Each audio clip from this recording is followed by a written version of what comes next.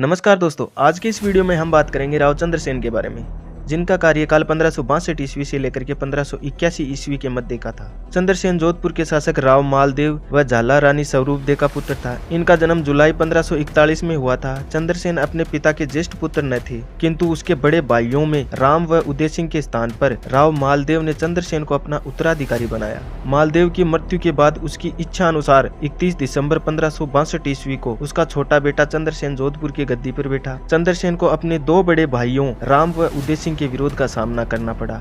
1564 ईस्वी में राम शाही सहायता लेने के लिए अकबर की शरण में चला गया। अकबर ने हुसैन कुली खां के नेतृत्व में एक सेना भेजकर जोधपुर पर अधिकार कर लिया, वो भी 1564 ईस्वी में। चंद्रसेन के भाई उदय सिंह ने भी चंद्रसेन के विरुद्ध मोर्चा खोल लिया। दोनों के मध्य लोहावट में संघर्ष हुआ, जिनसे चंद्रसेन ने उदय सिंह पर बर्छी से इतना भीषण वार किया कि जिससे वह घोड़े से गिर गए। उसके बाद उसके साथी उसे घटना स्थल से बचाकर ले गए। राव चंद्रसेन व अकबर का नागौर दरबार।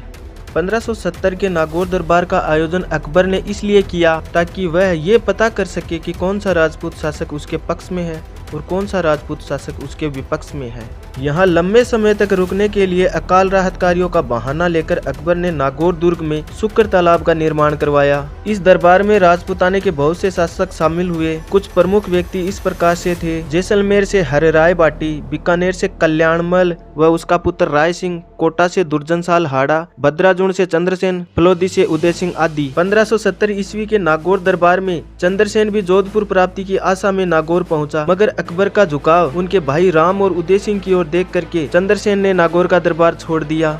1572 से लेकर 1574 ईस्वी के मध्य अकबर ने जोधपुर का प्रशासन कल्याणमल के पुत्र राय सिंह को सौंप दिया। इसी बीच चंद्रसेन ने भाद्राजुण और सिवाना में रहकर मुगल सेना का सामना किया। 1573 ईस्वी में चंद्रसेन के विरुद्ध अकबर ने शाह कुली खां के नेतृत्व में एक सेना भेजी, जिसमें जगत सिंह, केशवदास मेड़तिया, बीकानेर का राज सिंह आदि भी शामिल थे।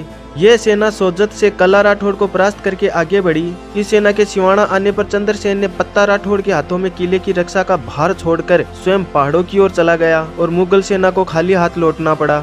1575 ईस्वी में जलाल खां के नेतृत्व में एक बार पुनः सेना सिवाना पर आक्रमण करने हेतु भेजी। जलाल खां चंद्रसेन व उसके सहयोगी देवीदास के हाथों मारा गया। बाद में अकबर ने शाहबाज खान के नेतृत्व में सिवाना को जीतने के लिए सेना भेजी। इस बार मुगल सेना सिवाना को जीतने में सफल रही। इस कालखंड में चंद्रसेन का परिवार पोखरण दुर्ग में था। अक्टूबर 1575 ईस्वी में जैसलमेर के हरराय बाटी ने 7000 की सेना लेकर पोखरण दुर्ग को घेर लिया। इस समय पोखरण का प्रशासन पांचोल आनंद के पास था। 4 माह घेराबंदी के बाद हरराय ने चंद्रसेन से कहलवाया कि 1 लाख फदिये में पोखरण दुर्ग मुझे दे दो। जब जोधपुर तुम्हारे अधिकार में आ जाए तो 1 लाख फदिये देकर पोखरण वापस ले लेना। उस समय चंद्रसेन की आर्थिक स्थिति खराब थी। उसने मांगलिया भोज को पोखरण भेजकर कहलवाया कि दुर्ग हरराय को सौंप दो। इस प्रकार 19 जनवरी 1576 को 1 लाख फदिये में पोखरण दुर्ग भाटियों को दे दिया। विश्वेश्वर नाथ रेऊ ने चंद्रसेन की तुलना महाराणा प्रताप से की है, जिन्हें उन्हीं के समान मुगल शक्ति का सामना करना पड़ा और तमाम कठिनाइयों के बाद भी मुगलों की अधीनता स्वीकार नहीं की।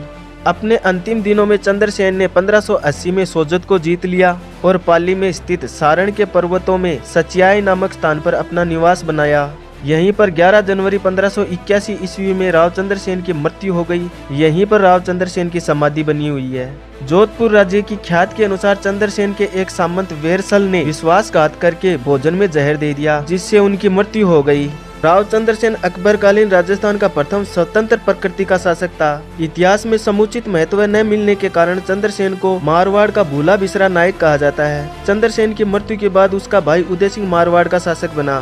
दोस्तों, आपको राव चंद्रसेन के बारे में जानकर कैसा लगा कमेंट करके जरूर बताना। यदि ये वीडियो आपको पसंद आया तो इस वीडियो को लाइक करना, अपने दोस्तों में शेयर करना और हो सके तो इस चैनल को सब्सक्राइब कर बेल आइकन जरूर दबाना। तो दोस्तों, मिलते हैं अगले वीडियो में नए टॉपिक के साथ में। तब तक के लिए जय मारवाड़, जय राजस्थान।